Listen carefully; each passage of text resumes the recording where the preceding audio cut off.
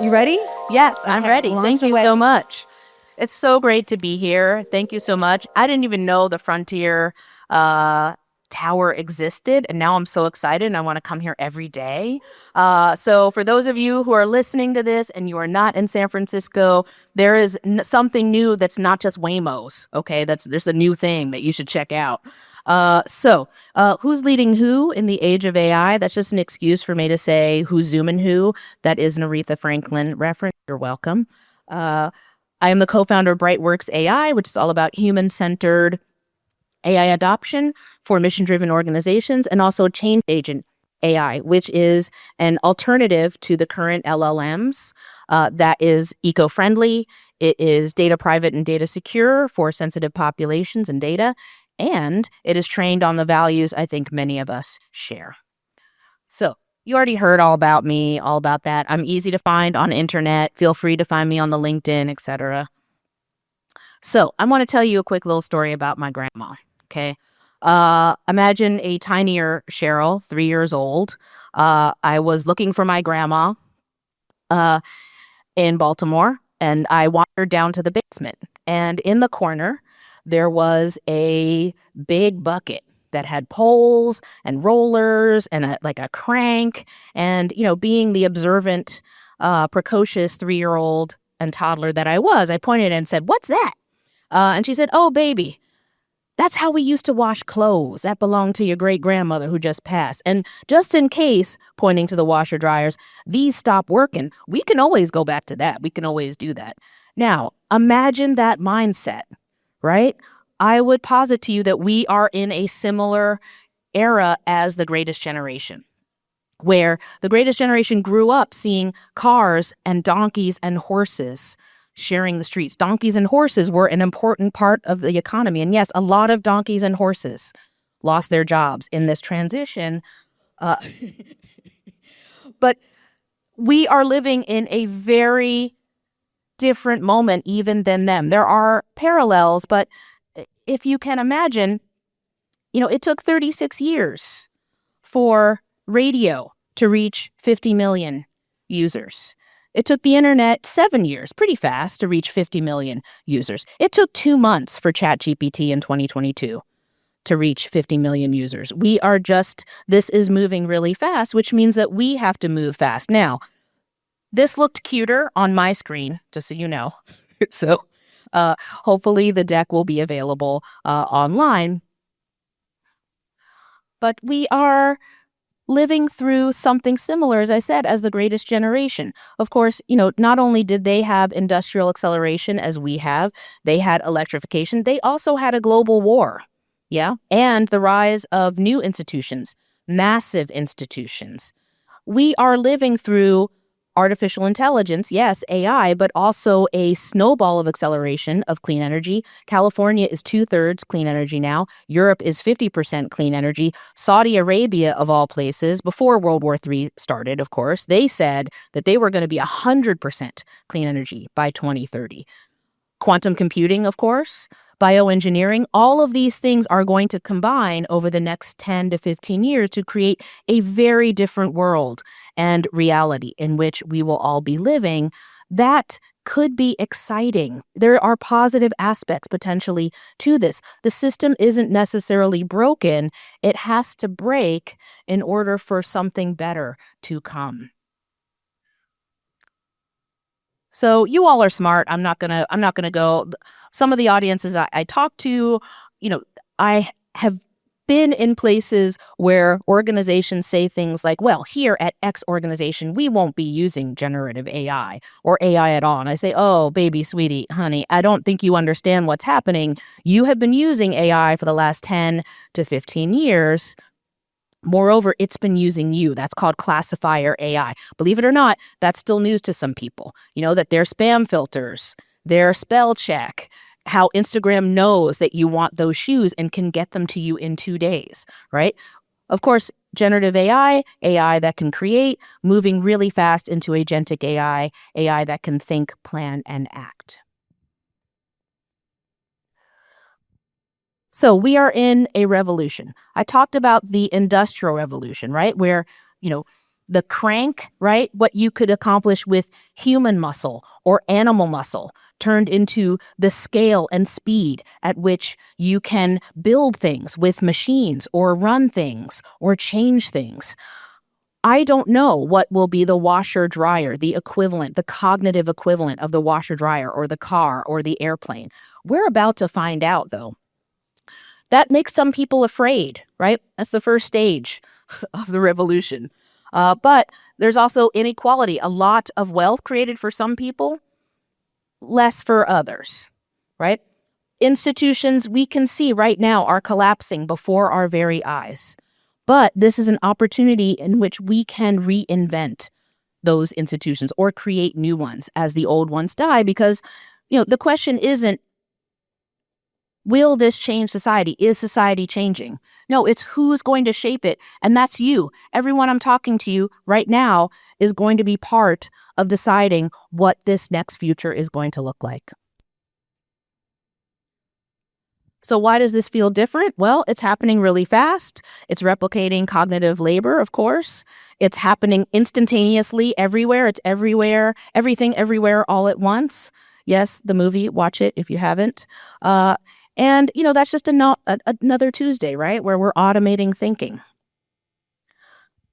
But let's be honest about the challenges. Yeah, this is not easy. People are freaking out. They're worried they're going to lose their jobs. They're worried that, some people are moving faster and others are, falling behind. Some people have the resources to catch up and others do not. The laws are not keeping up with, the technology, even within organizations. Something like 10% of nonprofits that I talk to or mission-driven organizations have an AI policy. Okay, even just starting there. And often that policy, if they have one, is one paragraph. Because people are tired. A lot is happening all at once, but that does not mean that you can't show up. Leaders show up, right? AI cannot replace you as a leader, as a human being, but it will amplify the leadership that you can bring to the table. And hopefully that's inspiring. Maybe it's a little bit scary, but if we push past the fear, we can know that we can do what happened in the industrial age. Yes, there was massive innovation and massive inequality all at once. But just like after the Civil War, just like after World War I and World War II, hopefully after World War III, there will be an opportunity for more freedom, more prosperity, better education, and better healthcare for more people. That's what happened after all of those cycles. Hopefully it will be less traumatic and better. I will also say, we're not necessarily better than people were 100 years ago. I would hope that we have evolved a little bit, but I am optimistic about the bots and the agents. I know there's a lot of dystopia out there where people are like, oh, the bots are going to enslave us, da-da-da-da-da, only 3 people will own everything. But, bots and agents, the chat bots and agents are built on logic. Zeros and ones. Yes, they're being trained. Yes, they're being aligned. But fundamentally, if they're built on logic, racism is not logical. Sexism is not logical. Ableism, homophobia, none of those things are logical. No one would look at the systems that we've built right now who is built on just logic or mostly logic and say, oh yeah, no, looks good. This is set up exactly the most optimal way for the most people, right? What if the robots and the agents and the chats are actually going to help us? We can't assume that. So we should build the equity in, because otherwise there is the risk we will scale exclusion in a way that is bigger and faster than ever before.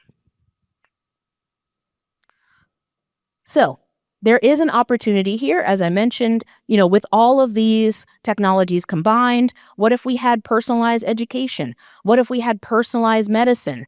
The prior speaker was just talking about a dude, I think in Australia, who created DNA sequenced his dog, created a custom mRNA vaccine to cure his dog's cancer. He drove 10 hours to get that shot into his dog. Now, first, that is a man who loves his dog. Okay, let's give it up for that, right? But yes, right, that is a man who really, really loves his dog.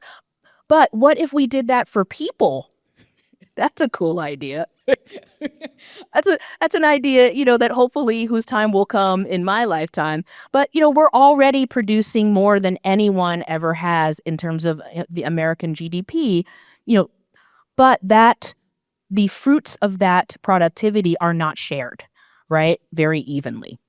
So we're going to have to come up with some new economic models. It's clear that this dog won't hunt. These current systems are not built for purpose if the purpose is the general well-being of the average citizen. Hopefully, abundant clean energy, where we move past oil, is going to help us move there and unleash more human potential. In this moment, we can't wait for, Congress to act or parliaments to act. We cannot be afraid to experiment. We can't decide why don't we just wait and see what happens, right? We have to invest now. You cannot treat tech as optional. I know I'm preaching to the choir here, but if we hesitate, someone else is going to define the future. If you're not at the table, you're what's for dinner. Yeah? So what does ethical leadership look like in this moment? For one thing, if you're in the C-suite, or you're on a board of directors, or you have one of those in your lives, those people need to know what AI is. They don't need to do all of the things that everyone is doing in the organization with AI, but they have to have some basic knowledge, right? So that they can help lead and guide adoption. People need guardrails. There are a lot of people waiting for someone to tell them what to do. They are waiting for someone to hand them an AI policy.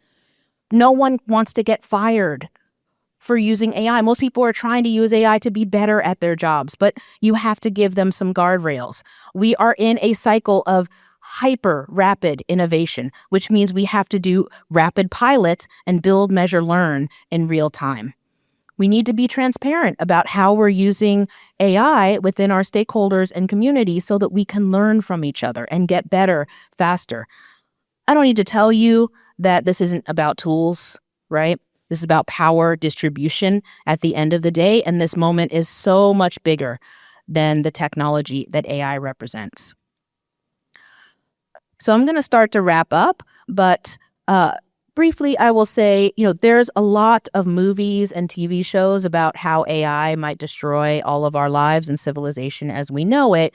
And, if we keep telling ourselves that story, we are going to build that. We will build systems that oppress ourselves and others. If we tell a leadership story, right? If we tell a story about stepping into the gap and making decisions that benefit more people more of the time, we can build systems for the leaders that we are, for the builders that we are, for the creators we are, and the leaders, builders, and creators to come. The Industrial Revolution mechanized muscle. The intellectual revolution is mechanizing cognitive power, right? This revolution has to, just like the last revolution, it has to inject human values. Otherwise, it will not fulfill its promise. And that's our job. That's each one of your jobs. So I was hoping for flying cars. I'm pretty sure someone back in the year 1955 was hoping for flying cars. Flying cars would have been great, and those might still happen. But in the meantime, this is way bigger than that, what we're about to live through. And the future is being negotiated as we speak. We should be at the table negotiating that. Each one of us can play that role. Thank you so much. Woo! Thank you so much, Cheryl. Real quick question. What is the one thing that in all your discussions with nonprofits and organizations, what's the one thing you see that leaders are doing right when it comes to the way they approach AI? What's that common pattern that you see? Yeah, what I am seeing, I will say philanthropic leaders are really stepping up, which is nice. I'm working actually with a lot of, like Dr. Bronner's, GoFundMe, a lot of different foundations who are saying, we understand that people are freaking out and are scared and aren't sure what to do and are waiting for someone to tell them what to do. We're going to provide resources, convenings, trainings, money for technology, right? For redevelopment. So that's something positive that I'm seeing where, there are people who, have different networks, different resources, and are saying, you know what, we want to help lift all these boats. What I love about is that all those companies were just like everyday companies and products that we use, Yeah. So it actually is pretty hopeful to see that the conversation is expanding beyond just like frontier models, frontier labs, hyperscalers and the traditional kind of Silicon Valley company. So thank you for being a voice in that. My pleasure. We all have a role to play. We all have an opportunity to be a leader in this time, just like we all have an opportunity to vibe code. We sure do. So with that, with leaders vibe coding, we're going to take you into the break for 10 minutes. I want to make sure we welcome the next set of speakers. I'm sorry, what? Oh, I'm sorry, lunch. Wrong. It's going to be lunch for an hour. So thank you so much, Cheryl. Please find Cheryl as she moves off the stage. And I know there's already a bunch of people wanting to talk to Cheryl.